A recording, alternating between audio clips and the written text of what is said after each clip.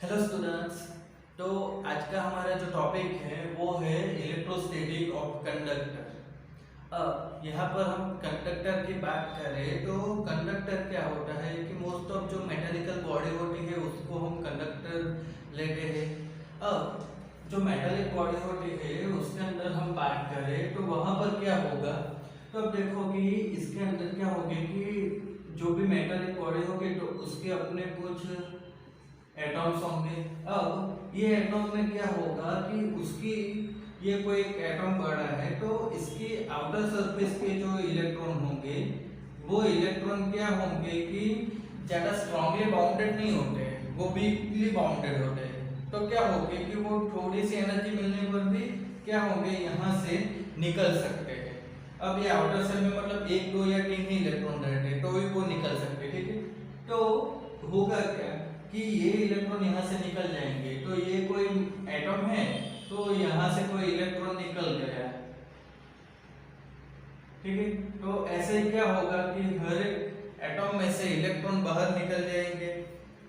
अब ये electron atom में से तो बाहर निकल सकते हैं बट ये जो मेटल में से बाहर नहीं निकल सकते, ये चीज आपको समझनी पड़ेगी। ये मतलब आप देखो तो ये जो एक रेक्टेंगुलर बनाया है ये सरफेस है, तो जो इलेक्ट्रॉन निकले हैं वो एटम में से बाहर निकले हैं। ये इलेक्ट्रॉन यहाँ से कुछ इस तरीके से बाहर नहीं निकले हैं, ये आपको समझना है। अब ये जो इलेक्ट्रॉन होंगे तो वो क्या होंगे कि जो मेटल होगी उसी के अंदर क्या होंगे, रैंडमली घूमते रहेंगे कोई भी डायरेक्शन में। अब ये अगर रैंडमली घूमते रहे तो क्या होगा कि हमको कुछ इलेक्ट्रिसिटी मिलने वाली है, बट जब हम कोई इलेक्ट्रिक फील्ड अप्लाई करेंगे, ठीक है, इधर हमने पॉजिटिव लगाया इधर नेगेटिव लगाया, तो यहाँ पर हमने क्या किया कि ये डायरेक्शन में कोई इलेक्ट्रिक फील्ड अप्लाई किया है। अब इलेक्ट्रिक फील्ड अप्लाई किया है तो क्या हुआ कि इधर पॉजिटिव इधर नेगेटिव। अब इलेक्ट्रॉन बाय नेगेटिव है तो इलेक्ट्रॉन क्या होंगे, ऑब्वियसली पॉजिटिव की साइड ही अट्रैक्ट होने वाले हैं, तो सारे के सारे इलेक्ट्रॉन जो होंगे वो क्या होंगे कि कोई पॉजिटिव साइड की ओर ही अट्रैक्ट होने लग जाएंगे। तो होता क्या है कि जब हम जो कंडक्टर होता है उसको इलेक्ट्रिक फील्ड अप्लाई करेंगे एक्सटर्नली, तो क्या होगी कि जो इलेक्ट्रॉन होंगे वो पॉजिटिव साइड की ओर अट्रैक्ट होने लग जाएंगे। तो इस तरीके से इलेक्ट्रॉन का फ्लो होकर वहां पर इलेक्ट्रिसिटी भी मिल सकती है। अब इसको पूरा वायरिंग करना पड़ेगा और ये सब चीज आपको एक्चुअली चैप्टर 3 में आएगी इलेक्ट्रिसिटी के बाद। अब यहाँ पर हमको जो देखना है वो ये है कि ये जो कंडक्टर होते हैं तो वो इस तरीके से होते हैं जिसमें फ्री इलेक्ट्रॉन मिलते हैं। ये जो इलेक्ट्रॉन निकल जाते हैं ना तो ये फ्री इलेक्ट्रॉन बनते हैं। फ्री इलेक्ट्रॉन मतलब वो कहीं पर भी जा सकते हैं, तो ये फ्री इलेक्ट्रॉन हो गए। अब हमको यहाँ पर जो बात करनी है वो ये है कि ये जो कंडक्टर है उसकी कुछ प्रॉपर्टीज बोल दो या कुछ रिजल्ट ले लो, वो हमको डिस्कस करने हैं कि वो फिक्स है।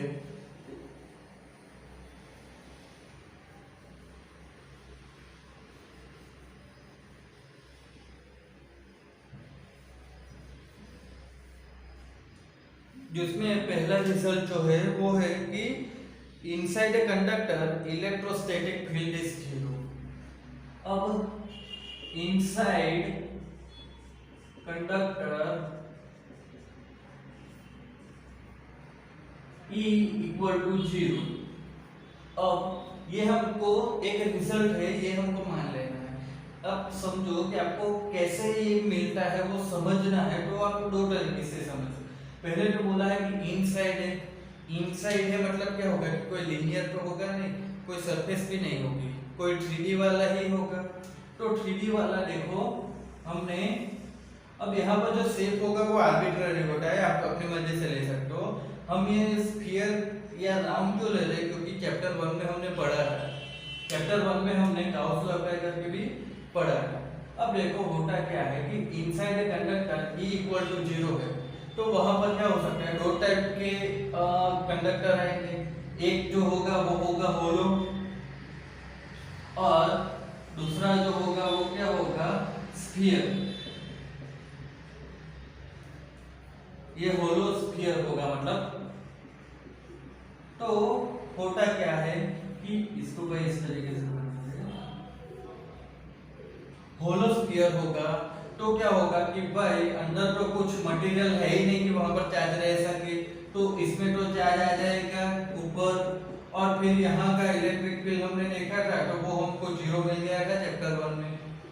इसके ऊपर ये जो सरफेस है वहीं पर चार्ज तो रहने वाला है, तो अंदर तो कोई चार्ज है ही नहीं, तो हमने इलेक्ट्रिक फील्ड क्या था, 0 आया था। कैसे, तो फाई इक्वल टू क्या होता है, गाउस लॉ अप्लाई किया था, q बाई एप्सिलॉन 0, तो q 0 हो जाता था तो फाई 0 था। तो अंदर कोई चार्ज है नहीं तो फाई 0 था, तो इलेक्ट्रिक फील्ड क्या आता था, 0 ही आता था। और जो स्फीयर होगा जिसके अंदर भी कुछ मटेरियल हो, तो उसमें भी क्या होता था कि सपोज आपने यहाँ पर कुछ मतलब उसके अंदर का जो मटेरियल होगा तो पॉजिटिव होगा तो नेगेटिव भी उसके साथ हो जाएगा। तो वो क्या होगा कि अंदर के कुछ इलेक्ट्रॉन भी होंगे तो वो इस तरीके से अरेंज होंगे कि वो पॉजिटिव के साथ अट्रैक्ट होते रहेंगे, तो जो नेट चार्ज हो जाएगा वो 0 ही बनता है। तो इसलिए जो स्फीयर होगा उसमें भी क्या होगा, नेट चार्ज 0 बन जाएगा अंदर के भाग में, तो वहां पर भी क्या हो जाएगा कि कोई चार्ज नहीं होगा तो इलेक्ट्रिक फील्ड 0 बन जाता है।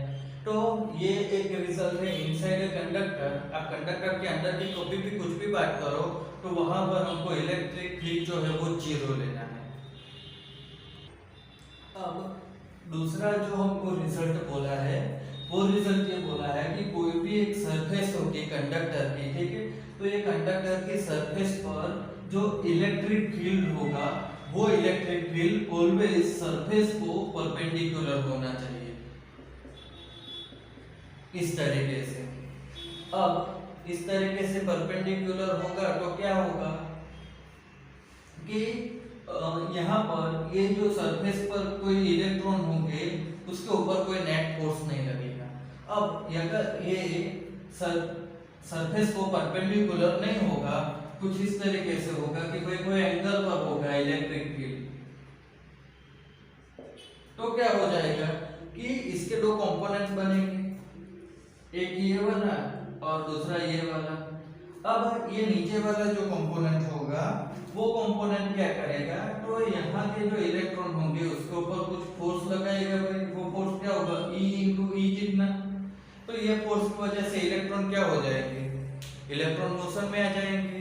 अब इलेक्ट्रॉन मोशन में आ जाएंगे तो वहां पर स्टैटिक फील्ड नहीं रहेगा।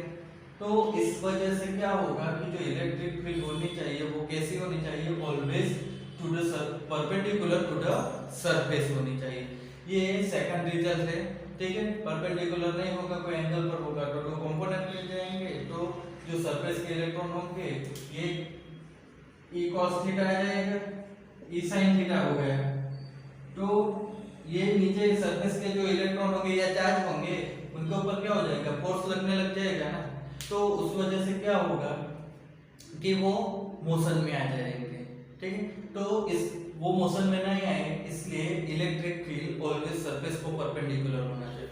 ये चीज आपको इस तरीके से भी समझो कि हमने एक गाउस लॉ के फर्स्ट चैप्टर का इसमें एक्चुअली बहुत इंपॉर्टेंट है, वहां पर जो पढ़ा था वो काम आता है कि कोई एक हमने चार्ज लिया था कोई स्फीयर के अंदर है, तो इसका जो इलेक्ट्रिक फील्ड बनता है वो क्या होगा, प्लस होगा तो आउटसाइड और माइनस होगा तो इनसाइड।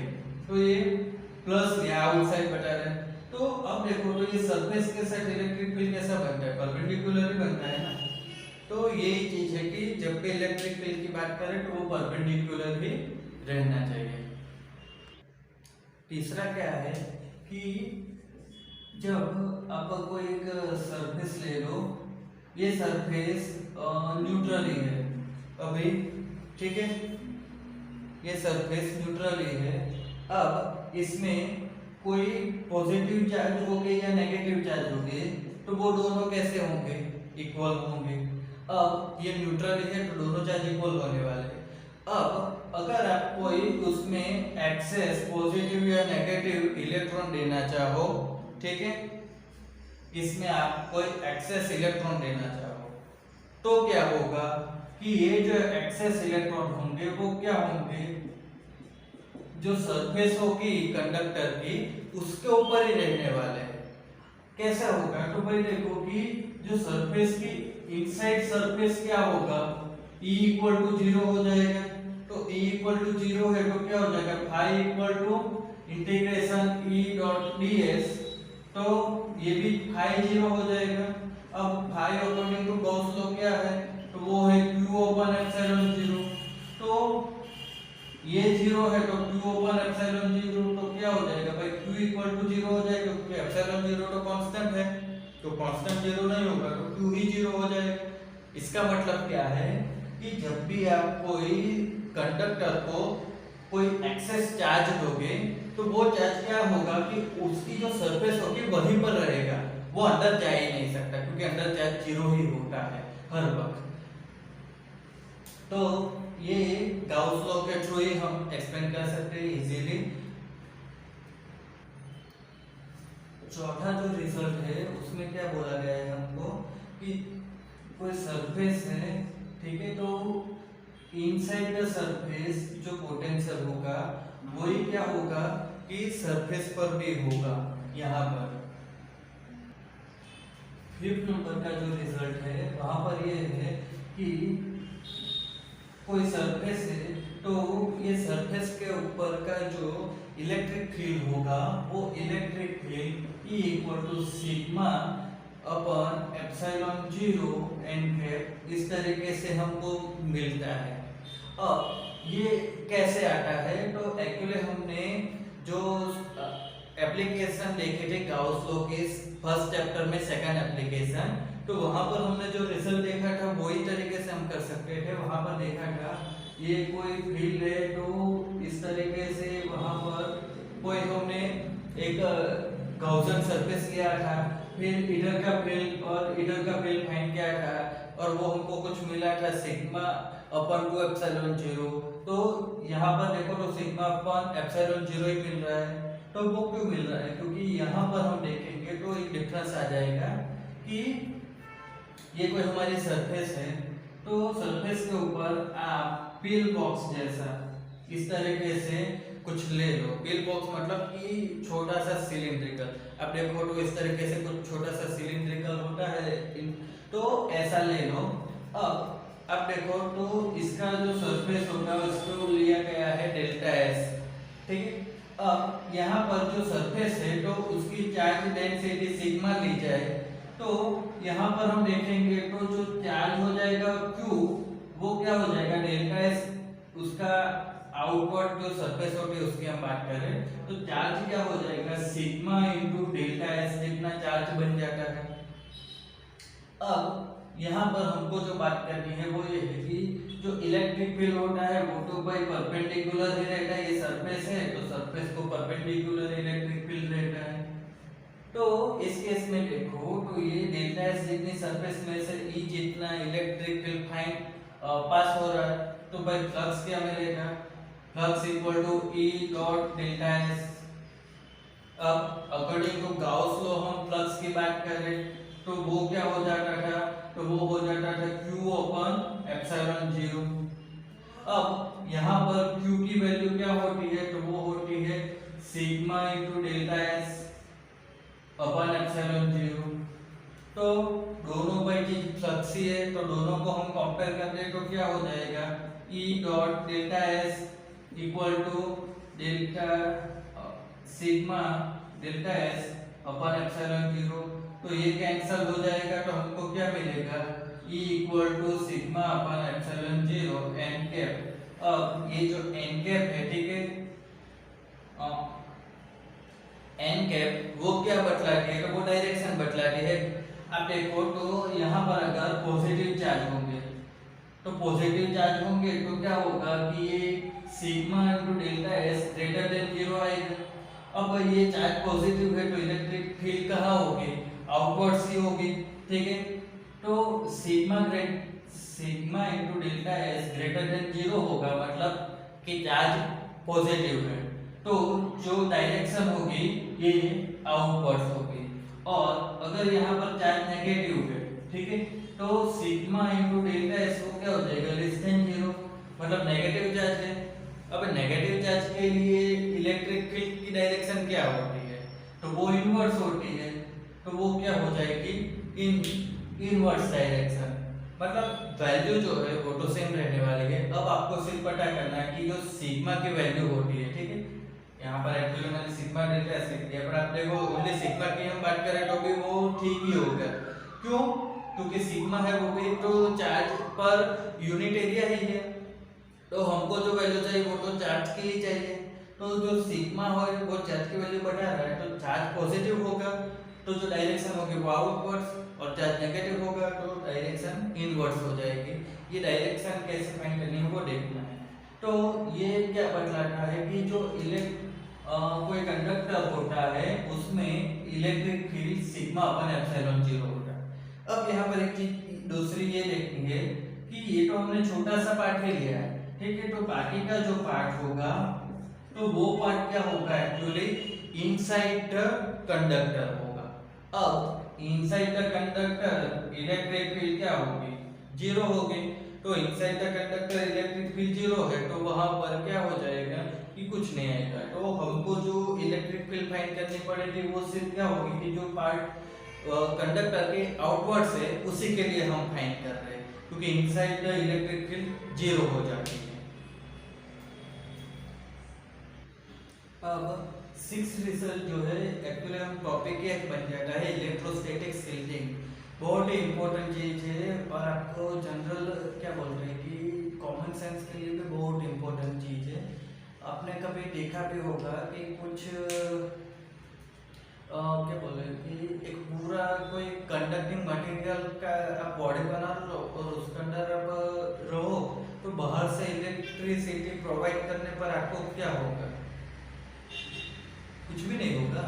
क्यों नहीं होगा, वही देखना है इलेक्ट्रोस्टैटिक शील्डिंग है। इलेक्ट्रोस्टैटिक शील्डिंग ये क्या कहता है कि आप एक कंडक्टर है, ये कंडक्टर के अंदर ये कोई कैविटी है, तो ये कैविटी के अंदर इलेक्ट्रिक फील्ड 0 होता है।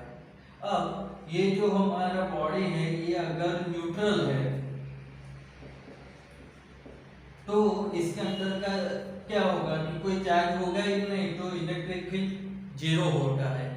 तो ये तो कंडक्टर है, बट कैविटी के पार्ट में इलेक्ट्रिक फील्ड 0 बन जाता है। अब अगर आप ये इसको न्यूट्रल की जगह आप इसके ऊपर कुछ चार्ज इंड्यूस भी कर दो, पॉजिटिव या नेगेटिव, ठीक है, तो चार्ज इंड्यूस करने पर भी क्या होगा कि हमने देखा है कि आप कोई भी कंडक्टर के ऊपर एक्सेस चार्ज लोगे तो वो जो चार्ज होगा वो क्या होगा कि जो सरफेस होती है वहां पर ही रह जाएगा, वो चार्ज अंदर नहीं जा पाएगा। तो यहाँ पर कहने का मतलब ये है कि कोई भी जो कंडक्टर होगा तो उसके अंदर अगर कुछ कैविटी रह जाएगी तो वो कैविटी के अंदर इलेक्ट्रिक फील्ड 0 होता है, मतलब कि वहां पर आउटसाइड। अब देखो कि पहले तो न्यूट्रल था, तो बॉडी के चार्ज की वजह से भी कुछ नहीं हो रहा था, फिर हमने इंड्यूस किया है चार्ज, तो आउटसाइड हमने एक्सटर्नल फील्ड भी दिया है, तब भी क्या हो रहा है कि जो बॉडी के अंदर कैविटी में इलेक्ट्रिक फील्ड में कोई चेंज नहीं आ रहा है। तो ये चीज क्या बताती है कि कोई कंडक्टर के अंदर आप कैविटी बना दो और वो कैविटी के अंदर अगर आप कुछ भी चीज रखो तो उसके ऊपर इलेक्ट्रिक फील्ड की कुछ इफेक्ट होने वाली नहीं है। तो ये क्या करता है कि जो कैविटी है वो एक्चुअली इलेक्ट्रिक शील्डिंग बना देती है, तो इसके अंदर कोई भी इलेक्ट्रिक फील्ड जा ही नहीं सकता है। तो उस वजह से अगर हमको कोई चीज इलेक्ट्रिक फील्ड से बचानी होती है तो हमको क्या करना पड़ेगा कि कोई कंडक्टर का इस तरीके से कंडक्टर मटेरियल के से कैविटी बनानी पड़ेगी, तो अब जाके क्या होगा कि जो कैविटी पार्ट होगा उसके अंदर इलेक्ट्रिक फील्ड जा ही नहीं पाएगा, तो अंदर की चीज सेफ रह सकती है। अब इसका एक एग्जांपल भी दिया हुआ है कि सपोज आप ये कार में जा रहे हो, नहीं आप मैं ही जा रहा हूँ, ठीक है, तो ये कार के अंदर जा रहे हो। अब देखो, अब खुश हो जाओगे, हाँ भाई सर के ऊपर हो रहा है।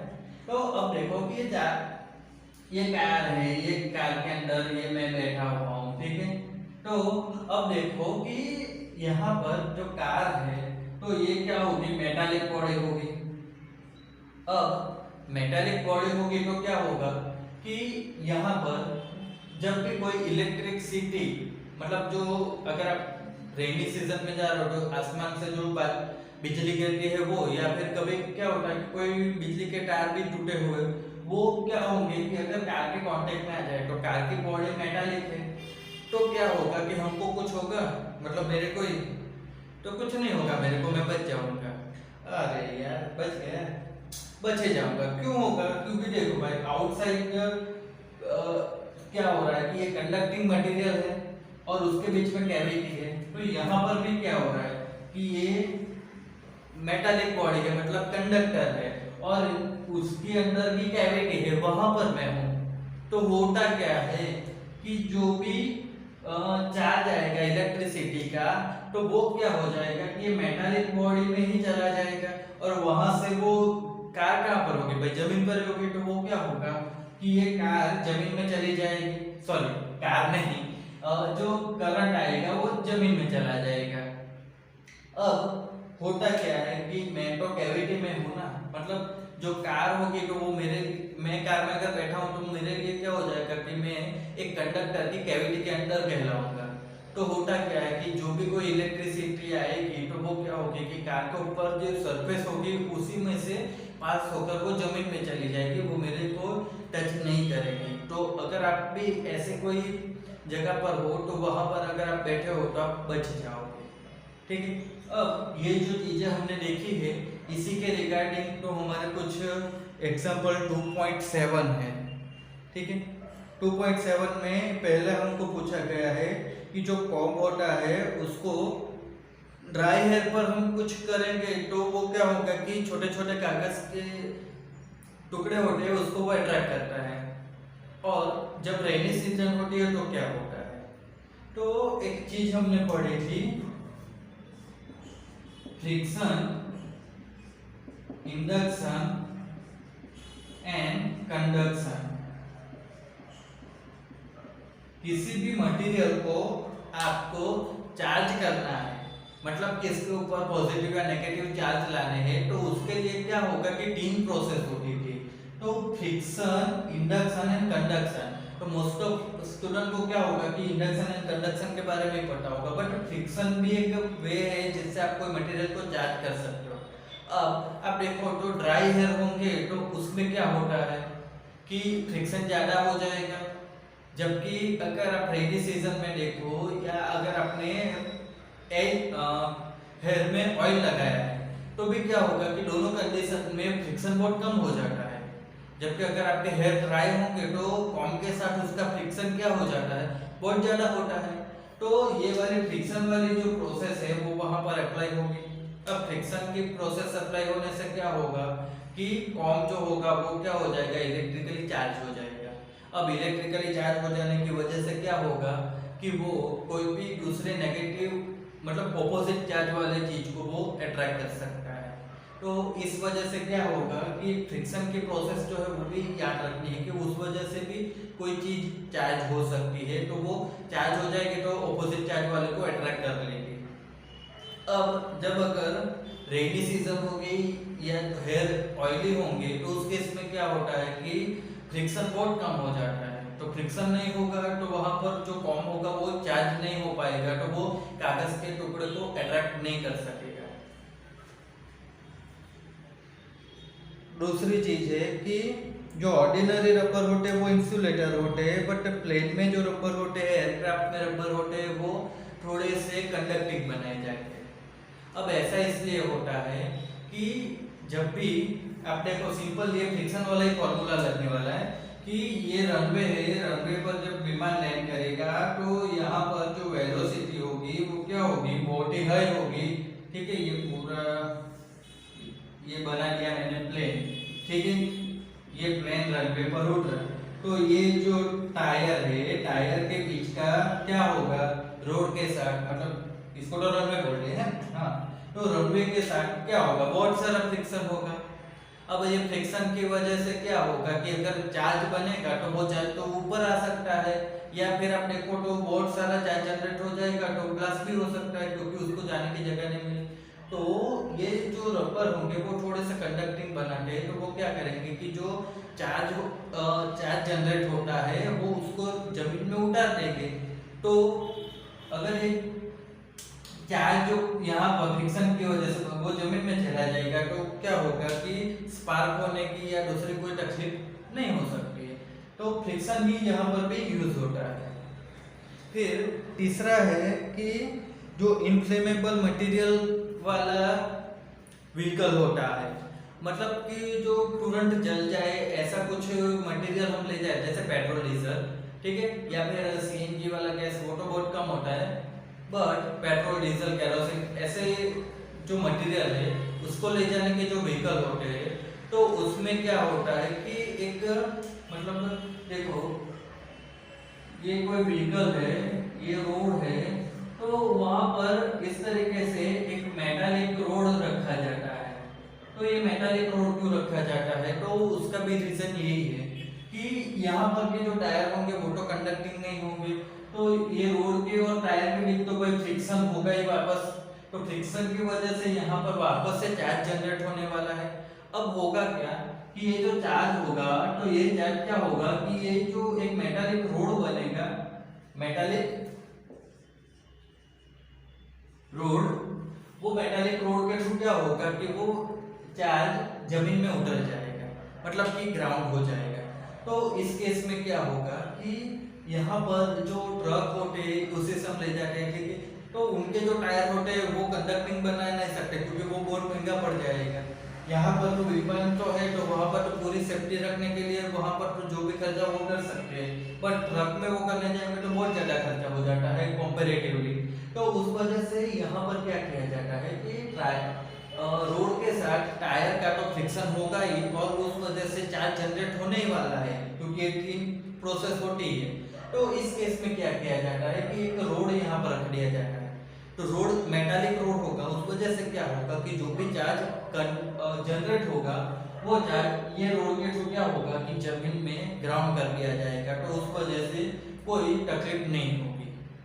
अब तीसरा जो है वो सबसे इम्पोर्टेंट थिंग है, और कि कोई भी बर्ड जो होता है वो लाइन पर बैठता है तो उसको कुछ नहीं होता, जबकि हम पकड़ लेंगे तो हम झटका लग जाएगा। तो ट्राई मत करना कभी पकड़ने की, ठीक है। अब इसमें क्या साइंस होता है वो समझो। आप देखो तो ये एक मतलब ये खंभा है, तो होता क्या है कि 3 लाइन होती है, ठीक है, ये 3 लाइन क्या होती है, फेज, या आप इसको बोल सकते हो पॉजिटिव लाइन, और एक लाइन जो होती है ये लाइन होती है नेगेटिव। अब होता क्या है इसमें कि पॉजिटिव लाइन से करंट आ रहा है, तो क्या होगा, कुछ नहीं होता है। नेगेटिव लाइन से करंट वापस जा रहा है, तो क्या होगा, कुछ नहीं होता है। तकलीफ कब होती है कि जब आप इन दोनों को कंडक्ट कर देते हो, मतलब कि आप एक दूसरे को क्या कर देते हो, कनेक्ट कर देते हो, तो क्या होता है कि जो करंट आ रहा था वो अब यहां से मुड़ के यहां से इस तरफ उसको जाने का रास्ता मिल जाएगा, तो उस केस में क्या होगा, करंट लगता है। अब आप देखो तो जो बर्ड्स होते हैं वो क्या होंगे, कोई एक ही, अरे रे ये इस तरीके से कोई एक बर्ड होता है तो वो क्या होगा कि कोई एक ही लाइन पर बैठता है, वो कोई भी लाइन होगी तो क्या होगा, उसको कुछ इफेक्ट नहीं होगी। बट अगर वो यहाँ पर बैठे बैठे डिंगल चैले करके इधर दूसरी लाइन को टच करने गया तो वो फिनिश, कुछ नहीं होगा, वहां पर कोई चांस नहीं है बचने के, क्योंकि जो लाइन होगी वो हाईली पोटेंशियल होती है, तो उस वजह से क्या होगा कि उसको करंट लग जाएगा। अब दूसरी बात कि ये तो बर्ड का हो गया कि वो एक लाइन पर, अब अगर हम जमीन पर खड़े हैं, ठीक है, अब जमीन पर खड़े खड़े साटे से तो रह नहीं सकते, तो चलेगा ही टच करके। अब इसको टच कर लिया तो क्या हुआ, ये तो सिंगल लाइन है, अरे भाई ये सिंगल लाइन है, बट ये नीचे तो कंडक्टर है, ठीक है, कंडक्टर मतलब कि आपने इसको ग्राउंड कर दिया है, ये जो बिजली आती है उसको जाने का रास्ता दे दिया, तो होगा क्या कि खत्म, कुछ नहीं। अब क्या होगा, पकड़ लिया तो पूरा केस। तो उस वजह से क्या होगा कि यहाँ पर जो लाइन आती है, ये लाइन में क्या होगा कि करंट पास हो रहा है, आपने पकड़ लिया तो ये इधर से इधर आएगा। फिर आप जमीन पर खड़े हो तो क्या होगा कि जमीन तो ऑब्वियसली कोई भी चीज को अपने अंदर समाई जाती है, तो करंट आपके थ्रू जमीन में चला जाएगा, तो करंट आपकी बॉडी से पास हो गया तो आपको क्या होगा, करंट लगेगा। पर अगर आपने यहाँ पर प्लास्टिक के चप्पल पहने तो बच सकते हो। दूसरा, अगर आप जमीन के साथ कांटेक्ट में ही नहीं हो, ठीक है, कोई भी एक वायर पकड़ के आप लटके हुए हो तो क्या होगा, कुछ नहीं होगा। बट दो पकड़ के लटकने मत जाना, वरना खेल खत्म, जैसे हमारा लेक्चर खत्म, ठीक है।